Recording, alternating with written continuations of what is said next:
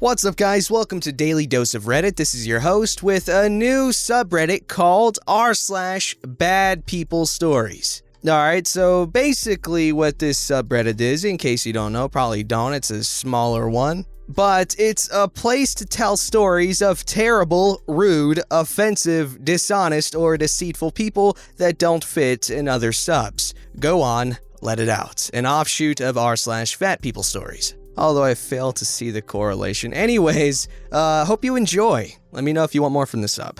Don't forget to like, subscribe, and hit that bell to never miss an episode. Alrighty, this story's called Friend Puts a Friend in a Wheelchair and Brags About It. I'm not good at writing, so please excuse me. In February of year 9, a friend of mine and another girl did something seemingly insignificant. It was after school, and me and the girl this happened to, let's call her Sam, were walking away from our dorm room. The girl we were friends with, let's call her Jess, was walking to drama club in the opposite direction as us. We had recently been in a petty fight with her that we thought we'd get over pretty soon. We were wrong. She walks past us with a friend from the year below, and we think nothing of it. Then all of a sudden, I'm being pushed forward from behind, and Sam is being pushed sideways. Jess is a rugby player, strong, and she knows it. Turns out she pushed Sam and me and ran away laughing. After getting a good distance away from us, she yelled, "Screw you!" I have horrible balance, so I toppled forwards onto my knees with little to no injury,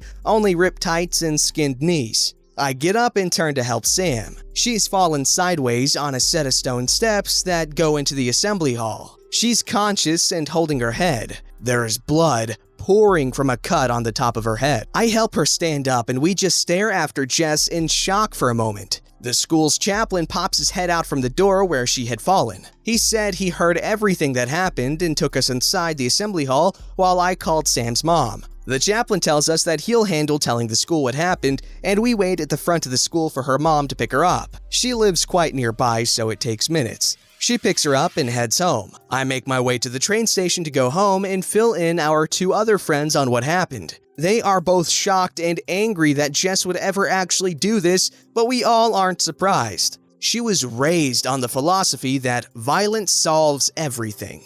The next day, I wake up to the news that on the way home, Sam's mom had to call an ambulance for her, and Sam was now in the hospital with the right side of her body completely paralyzed. What I was told was that the left side of her brain had been damaged, so the right side of her body stopped working. I don't know if this is accurate, but that was what her mom told me. I updated our two other friends and made my way to school. I talked to my train buddies about what happened and was slowly growing angrier and angrier. When I got in, I went to our usual spot where we hang out, which is outside the assembly hall, but the indoor part, not where we fell yesterday. The chaplain walks past with Jess and she snarls at me. This girl was an animal. I turn up my headphones. He takes her into the hall. When she walks out, she is crying her signature crocodile tears, trademarked. She turns to her mates, who have now gathered near the assembly hall doors, and says, and I quote, "Phew, I almost got in trouble." This made me angry. So when the chaplain walks out, I say loudly to him, "Just wanted to let you know that Sam's in the hospital because she's paralyzed." He looks at me disapprovingly because he knows what I'm doing. He tells me that he doesn't think that Jess meant to go that far, and she will be handled by the head of year 9. Just to clarify, I don't think she meant for things to go as far as they did, but she certainly didn't regret what she did. In fact, rumors spread around our year like wildfire. Rumors like, "I heard she broke her arm and she threw Sam in a bin and beat OP up," were being passed around, making their way to me and my friends, all originating from Jess herself. She was proud of what she had done. The head of year did nothing. She had dealt with our problematic friendship group for 2 years and had had enough. She yelled at me and my friends for talking about the situation with others when we were just clarifying what had happened. A group of boys who had been walking way in front of us when the incident happened came out and started spreading lies. I made it my job to remind people that as Jess, Sam, the friend from the year below, and myself were the only people who truly knew what happened. People made it their jobs to constantly question the story. Substitute teachers had heard of this story, and in art, we were asked, "Aren't you friends with that girl who was put in a wheelchair?" When Sam was eventually released from the hospital, she was told she may never walk again and would be wheelchair-ridden for the rest of her life. When this got out to people via social media, people in school started talking. Someone even suggested that she was faking it and bought a wheelchair online. It was at times like this when I used my card to leave lessons. Sam got the police involved. The police took Sam's and my statement, and I told the police about the unknown girl from drama club who watched the whole thing. Jess was called in for questioning. To clarify, she was allowed to refuse this, and it wasn't a legal requirement. Her mother claimed that her daughter would never do a thing like this, and yet she still turned up to the questioning with a solicitor. Just saying that if you are confident in your daughter's innocence, then why did she need legal protection? She was questioned, and the police had the makings of a case. The girl from drama club even stepped forward and gave a statement against Jess, leading her to be beaten up later. However, a week later, Sam and her family moved to America as they had been planning to do since year 7. The police dropped the case as she was no longer a British citizen, and Jess got off scot-free. The only punishment she received for putting my best friend in a wheelchair, however unintentional it was 2 days of isolation. Translation: spending 2 days break and lunch in the head of year's office. This girl bragged about her feat till the end of year 11. Never once had she apologized, and she only got worse. She bullied year 7s as a year 11, and she was known for her violent outbursts. The school tried to help her with counseling, but her family didn't help her at all. They encouraged her violent behavior, and quite frankly, they made a monster. She realized the type of person she was and did nothing to better herself. Fast forward to today, 4 years later from the incident. Sam is only just walking with expensive American healthcare and deteriorating mental health. Jess had no repercussions for her actions and was recently called out on social media for beating her boyfriend. Anyways, that is my story of a terrible girl who didn't get any punishment for the terrible thing she did. And yes, that is terrible. Holy crap. Imagine losing your freaking right side of your body over some petty argument and some irresponsibly powerful and stupid girl. I remember one time, I don't remember the context of this little thing, but I was really annoying to older kids when I was in like elementary and maybe junior high school, maybe? I'm not sure. There were these 2 girls, they were both a grade older than me. I'm not sure who instigated it. I could have been innocent, but you know what? I'll just give myself the blame here. I don't really remember, but I guess I was annoying them or something. But what happened was they double teamed me so bad. It was so funny. So like one grabbed my hair really bad. I had really long hair when I was a little kid. Anyways, where she grabbed it, she pulled so hard that the hair, like the part of my scalp where she pulled, like the hair was growing upright sort of a little bit, but it was long so it fell. But it stuck up a little bit and it stayed like that until that section of hair grew out. It was weird. Alright, this story's called 2 Fake Service Dogs Get Booted. Background: I have a service dog for PTSD and anxiety. I'm located in the USA, so the ADA governs what's acceptable for service animals. I work at a crafting store. My manager has a legitimate dog phobia, so we strictly enforce a no pets policy. Americans Disability Act blurb for the uninformed. There is no federally recognized registry for service animals. Service animals are not required to be trained through a special organization. Service animals are not required to wear a vest, leash wrap, bandana, etc. that identifies them as a service animal. I can literally go online, spend $35 and get an ID for a pumpkin. An emotional support animal is not a service dog. In order to be a service dog, the animal must have a trained task to mitigate the handler's disability as well as being exceptionally well-behaved in public. I'm working at the register with a long line of customers. There's a thick counter between me and the front door. My service dog, Stella, is laying on the floor behind me. In walks these 2 18-ish girls with 2 yellow Pomeranians off-leash in a cart. One Pomeranian pops out of the cart onto the floor and starts to wander off until its mom can grab it to bring it back. The dogs being off-leash? Strike 1. There are disabilities requiring a service dog to be off-leash, but it is rare. ADA requires all service animals to be on leash unless medically necessary to be off of it. The dog wandering off without its handler? Major strike 2. There are 2 questions a business can ask to determine legitimacy of a service animal. I grab the attention of the girls. Excuse me, ladies, are those service dogs? Yes, they are. What task do they provide for you? Emotional support? Now, my service dog definitely provides me with emotional support,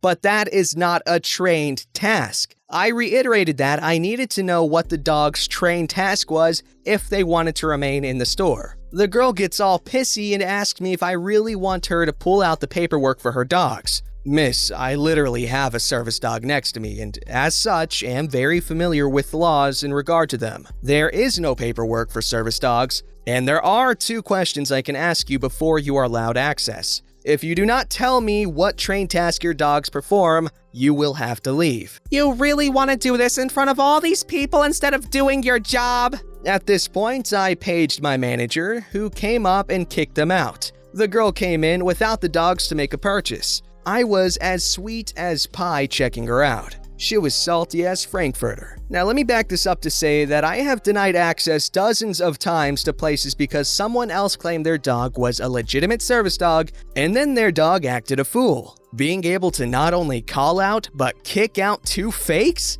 Freaking delicious. I feel like an idiot now because there have been multiple times where someone offered to pull their paperwork out for a service dog when I worked at a hotel so that they can avoid paying the pet fee that we had. I bet you I looked like a chump, or was this guy when I was being made a fool of? Come on, man.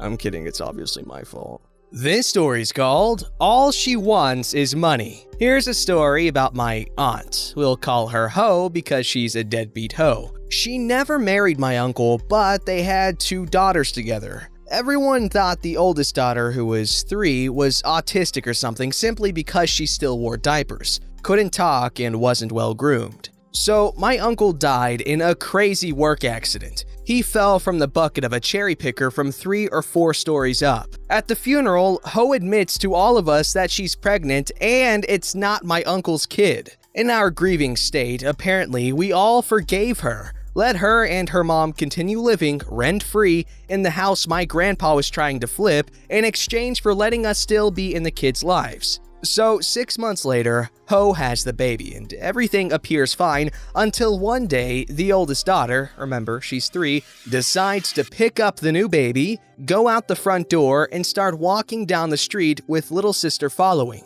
A neighbor witnessed this, had the kids come to her house, and called the police to do a well check on the house since a 3-year-old shouldn't be able to just walk out the front door with a newborn. Cops show up, get the kids, and walk them back to the house. Upon entry, both Ho and her mother are passed out in the living room, or what appears to be the living room. There is trash everywhere. You can't see the floor. Dirty clothes are piled everywhere. The girls' beds have holes in them. The back door is a blanket. There's roaches and rats, etc. The cops are baffled. The oldest daughter runs to the kitchen. A cop follows to see her scarfing down a very old bowl of cereal with chunky milk in it. Okay, it's time to wake the adults. They are obviously stunned to see the cops in the home and surprised to hear the reason for why they were called out. Police informed the women that CPS has already been called to pick up the kids and that if Ho wants to pursue getting them back, she needs to get the house up to code. She started off by trying to sue my grandpa since he owned the house. Once Grandpa explained to the judge and cops that she refused to let him on the property for the past 5 months, they let him off the hook. It was totally her responsibility to fix up the house. So one day while she was cleaning her bedroom, she found a secret box under the bed. Apparently, my uncle had started putting aside college money for his daughters. I think it totaled to $10,000 or more. There was even a note in the box stating what the money was for. What does Ho do? She takes the money and her boyfriend and they run off to Vegas. That was basically her stating she was surrendering her kids to the state, after which my grandparents immediately adopted. The newborn boy went to them and the 2 daughters went to my aunt. After 6 months of not hearing from Ho, she shows up pissed that grandparents are raising her son. She and her boyfriend plan a trick to get him back. they throw a bunch of shotgun shells, some used, some not, all over grandparents' backyard. They have an alley behind the yard, so easy backyard access, and then they call the cops saying the owners of the house were shooting rounds randomly from their backyard. Cops showed up and Grandpa had to pull out all of his guns to show none would hold the size shells that were found. It got found out that Ho lied to the police, and that was also put on her record. She gets pregnant again and gives that baby up too, so my aunt adopts that one too. Oh, also, remember we all thought the oldest daughter was autistic because of her general appearance? Turns out, Ho seriously was just too lazy to raise her. 3 months with my aunt, and both daughters were potty trained, speaking, their hair and skin looked great. Fast forward, oldest daughter is now 18 and has moved out of aunt's house. She decided to get back in touch with Ho because she's an innocent girl who doesn't believe her mother is as bad as we know she is. She ends up moving in with Ho to be close to her other 2 siblings. Meanwhile, Ho is hounding oldest daughter, talking about how he probably has money put aside somewhere else for the girls. Like a CD maybe or something. Has her searching online for unclaimed money for him since Ho can't get the money herself, but of course, a biological daughter can. Someone confiscate this woman's ovaries, come on! And it's really sad when stuff like this happens, the whole daughter going back to her mom despite it not being a good idea. Obviously, we can understand wanting to meet your biological mother. However, living with her, man. Obviously get both sides of the story, but think of who took care of you and gave you a quality of life that above, living in your own filth, literally, in multiple senses of the word. This story's called, Friend is Happy Someone Got Modelo Virus. I have this friend that I'm currently very pissed off at for a comment they made earlier. Their significant other's sister is a nurse and unfortunately got the Modelo virus from working in the hospital. My friend does not like their significant other's sister for some reasons, but in my opinion, they're mostly trivial. To give you an idea of these reasons, they don't like this sister's boyfriend because he's rude and has been to jail for drugs, which is really just the sister having bad taste, but today I received a text from my friend. The text informed me that the sister had gotten the virus from working, phrased like, "The sister got Modelo." Subsequent text said another reason my friend didn't like the sister, and karma, bench. When I read these, I got so pissed off I didn't respond. I knew I was going to blow up on my friend and possibly destroy our friendship. Almost regret not doing that now, because I physically don't understand why or how someone could be happy that the person they love's sister has the possibility of dying. Not to mention my state's healthcare system is already struggling with the lack of nurses and doctors and all. They're happy that we're down one more vital healthcare worker. Yet, my friend constantly complains about how awful quarantine is, how much they wish it was over. I just physically can't understand people sometimes. I'm not crazy for thinking that's an awful thing to say, right? And no, you're not. However, that is because you are educated, and this guy is clearly ignorant to the facts regarding this whole pandemic. I said this a few videos ago. We were talking about how seriously people are taking the pandemic, and I was saying how in the beginning I didn't take it seriously at all. I was laughing at the face of what actually is a serious thing. And it's important that we own up to the stupid things we say. Like, oh, it's no worse than a common cold. And yeah, maybe for a lot of people, but also for a lot of people, it's a serious thing. And even if you get it and you don't show symptoms, you can spread it to someone who will show very bad symptoms and possibly even die. So my advice to you regarding this thing is instead of blowing up on them and ruining your friendship, which I'm sure you value, why don't you just talk to them and inform them as to why what they said was stupid and tone deaf, and just make them appreciate the seriousness of the situation that the entire world is in, essentially. It could get better soon, and hopefully it does. However, it could also get worse before it does get better. And so it's up to us to make sure that doesn't happen, because realistically, if everyone in the entire world stayed in their homes away from everyone else for 2 weeks, this entire thing would be over. But obviously that's not going to happen anytime soon, because a lot of people literally just can't afford to miss work. They can't afford to stay home. There are so many factors that go into whether or not people can respond correctly to this pandemic. Don't forget to like, subscribe, and hit that bell to never miss an episode.